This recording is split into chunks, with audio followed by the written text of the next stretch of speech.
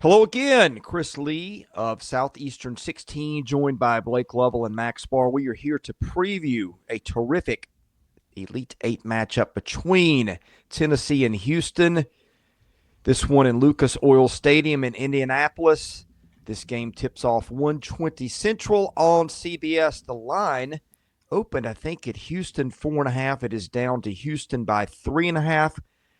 Max Barr, start us off. What catches your eye in this matchup between the Vols and the Cougars? Yeah, guys, oh, wait. I didn't realize I wasn't supposed to be talking at the same pace the game's going to be played at. This is going to be the slowest game of the year. We're talking like bottom 10 in tempo for both teams. Get ready to get in a stance and guard for 30 seconds, and you're going to have to win this game in the half court. Chris opened up at 4.5, immediately bumped down to 3.5, which I think is warranted. This is going to be as tight as a game as it gets. Two of the top three defenses in the nation, very slow with great senior old guards with plenty of experience. I mean, talk about that matchup. Zakai Ziegler on LJ Cryer or Uzan, whoever he's on. Sharp on Meshack or Gainey. That you name the guards, senior. Both teams, good luck finding an edge in this matchup. This is going to be an absolute rock fight. Well, I think, yeah, as Max said, if you're wanting your team to win, it's going to take a little bit more in this game. And that may mean standing in front of the TV, doing some stretches, and really getting down low in the stance. Just as your team, every time your team gets in a defensive possession, maybe you're going to have to add a little extra out there, a little sixth man action maybe for the defensive side, because it is going to be a very physical defensive type game. We would have said that about these two teams, period, no matter where they play on planet Earth. But the fact that they're playing in the stadium, and we brought that up in the first game, like, to me, it makes it even more potentially of a defensive type game, because we talk about the shooting and all that when it comes to these, stadium games and the atmosphere and everything like that. But I mean, what more could you ask for in an Elite Eight game? I mean, you've got these two teams who really the entire season. I mean, we've talked about it with Houston, right? I mean, they're 33-4. They've lost one game this season in regulation, and that was by 5 points to the number one overall seed in this tournament, Auburn. 3 overtime losses. Elsewhere, I mean, they've lost one game since November the 30th, and that was a 1-point home loss to Texas Tech in overtime, who, oh, by the way, is also still in this tournament. So it's ridiculous, right? I mean, 3 of their 4 losses are to teams that are still playing right now. And I just think that kind of shows you how good they are. It may not be everyone's style. They're not playing like Alabama, but my goodness, they just win. We all know my thoughts on Kelvin Sampson. I think he's one of the best, if not the best, out there in terms of just what he does from a coaching standpoint. And then, of course, the Vols to be sitting here. Zakai Ziegler, just the man that's gotten them to this point. But everybody else, too, for Tennessee and the way they've contributed. What a matchup this is in this one. Max had a funny way of pointing out what I think are some misconceptions of both teams. Look, Tennessee and Houston are both blue-collar elite defensive teams and have been for years. Tennessee has struggled offensively at times, especially on big stages, and those are things that have ended their season. Houston, everybody looks at it as kind of a junkyard dog team where Kelvin Sampson's guys really get after you. All those things are true, but there are also some things that I think are underneath the surface that, unless you're really following this, maybe get lost on people. Did you know Houston is the number one three-point shooting team in the country? 39.8%. Did you know that Tennessee, since, early February, we ran the stat on Bart Torvik, actually has been better offensively than defensively, which is astonishing. So I think some of the offensive gifts of both of these programs just kind of get lost in the overriding image of what these programs have been. These are two really, really, really good offensive teams and also elite defensive teams.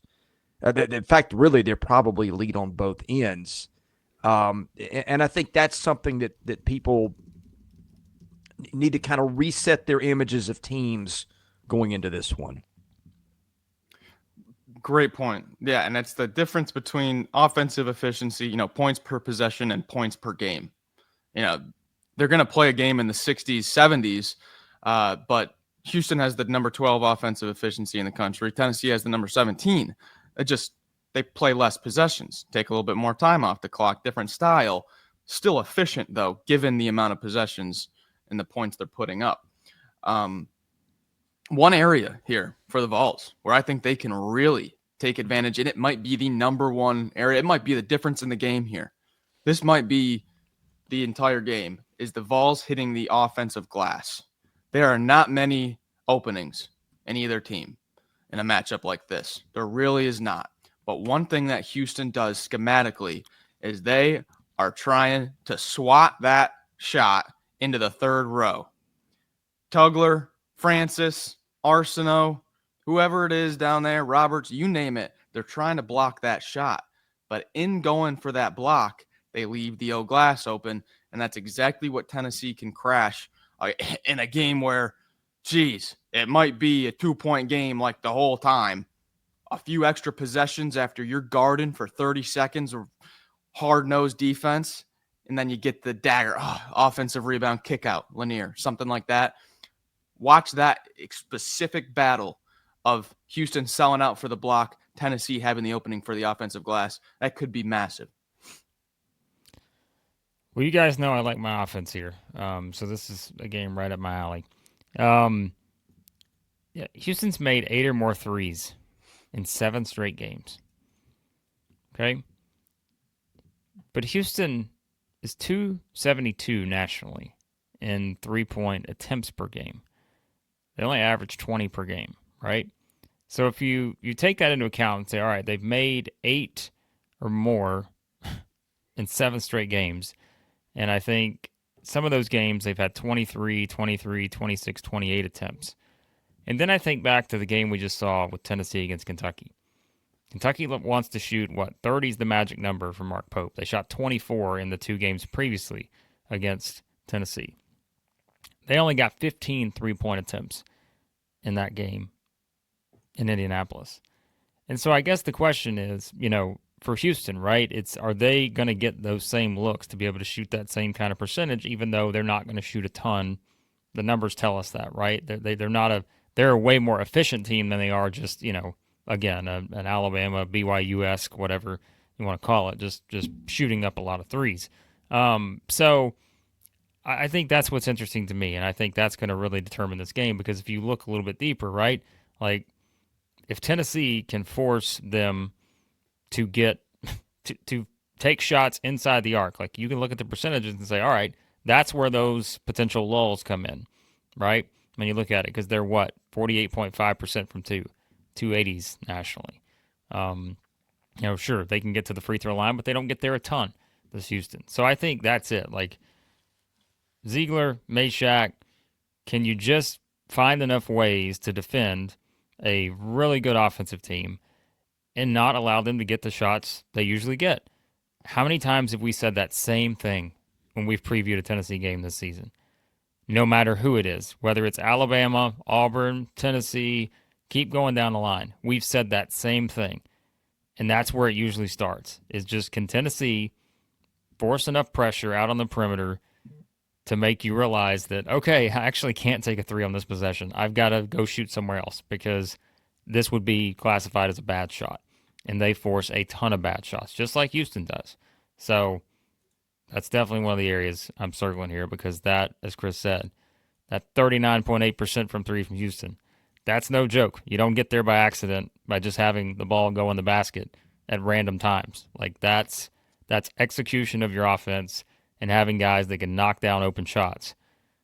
But Tennessee is about as good as it gets, not named Houston, when it comes to preventing open shots and making guys who can knock down those open shots have a lot tougher time, being able to do that. So, Is there anything that we're looking at in terms of an individual matchup or another storyline that we haven't gotten to before we get into predictions?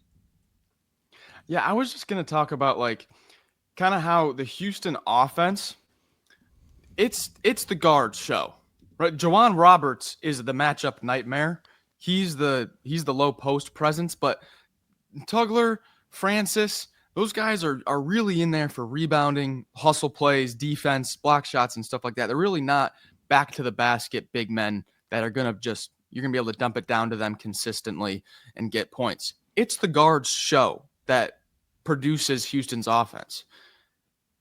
Meshack and Ziegler are about as good as it gets nationally, and a two-guard duo at shutting down your two best guards. It just matchup-wise, what the catalyst for the Houston offense is. Uzan, Cryer, and Sharp. Maybe Wilson off the bench. He has that really nice mid-range game.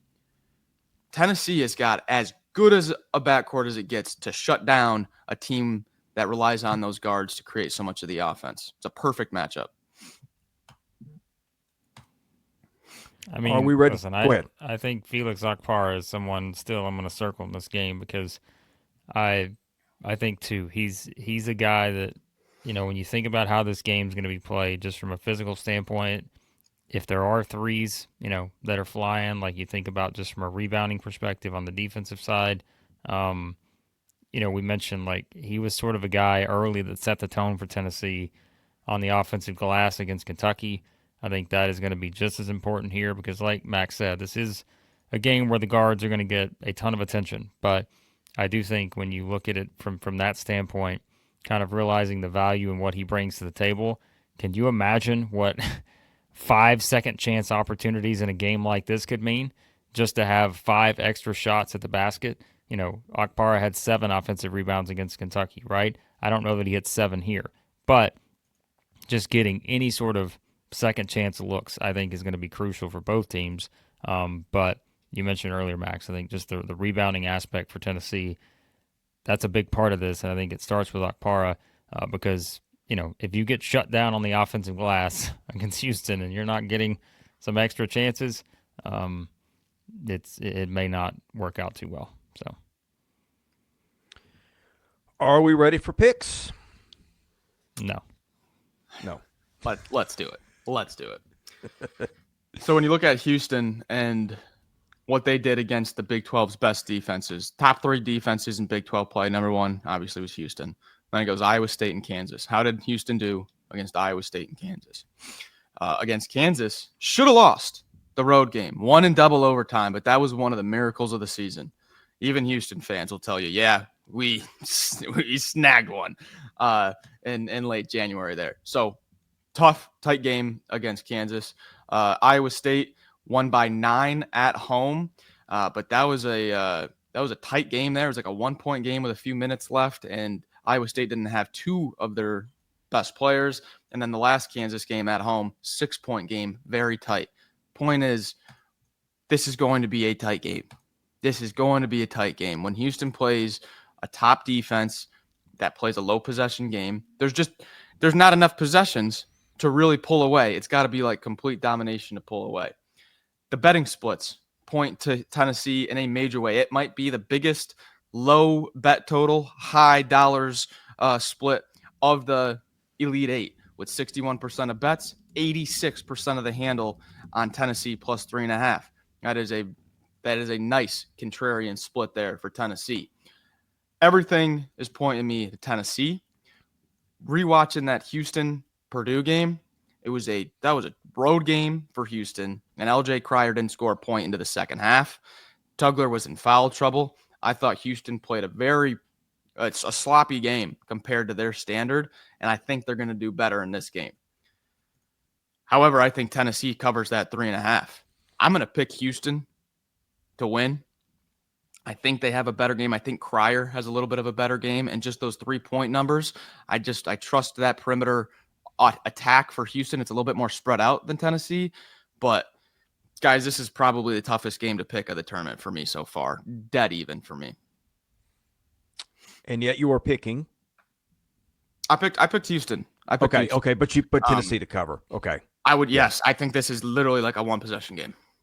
Yeah, that's kind of where I am. I mean, Houston, neither have had like an easy path to get here, but Houston drawing Gonzaga in its second game and then playing, as you said, a road game. I mean, Tennessee has looked better. I do think you have to consider that a little bit too. Look, I'll just boil it down. I think these two teams are both very similar, but when I look at it, it just feels like Houston is about 2% better. You look at adjusted offensive efficiency and defensive efficiency, that's about where it settles. Now, Tennessee does do some things better, 2-point shooting and some things like that, and some of the rebounding numbers, although that flips a little bit when you go to the offensive boards, where Tennessee is really not great at preventing them, and Houston is really good at getting them. I just think on the whole, Houston's about that much better. They're two elite teams. Houston's also had to been there and done that with Kelvin Sampson. I'm going to go with that, but I'm with you. I don't think any outcome here really surprises me, particularly in Indy, where I think Tennessee is going to have a home court advantage, frankly. Boy, quite a predicament here. Because we know what happens if I pick Houston. Like we know what we're doing for Tennessee. It would be, an early favor here. But I don't know. I keep looking at Tennessee and I'm just like, man, we look at this team and this is that sort of season. It's Zakai Ziegler's last season. Like, you're looking at all these things and I'm like, man, for all that this guy has put into it, you're telling me he's on the biggest stage here with the chance to lead this Tennessee team to the Final Four. And I like the matchup for Tennessee. I think it is one where it sets up. I'm not knocking Houston maybe the way some people are. Again, you know how much I respect Kelvin Sampson. And I think bringing up just the numbers, they're so glaring when we talk about that record and just the outcomes of the games they've played in this season. Having not played a game that they've lost outside of 5 points. Like, it's just, they've all been close when it comes to, really, if we really look at it, right? This is probably a team that's, 5 to 7 possessions away from being 37-0 right now. We can play that game and it's truth. Like, it's just absurd to think about. But you know what? I went back and looked at our NCAA tournament selection show, the 3.5-hour marathon stream that we did. And in the gut bracket, I picked Tennessee to make the Final Four. So I'm going to pick Tennessee. All right. Go with your gut. Nice. Well, we'll be here to wrap it up when it's over with. Hope you'll watch that. Man, we've enjoyed covering the SEC and watching Tennessee's wild ride. We'll see if it goes another game beyond this or maybe more. Hit the subscribe button. That costs you nothing. If you want to know when we put out content, hit the notifications button so you'll know that. For Max Barr and Blake Lovell, you've been watching our preview of Houston and Tennessee. God bless you. Have a great day. We'll see you again soon at Southeastern 16.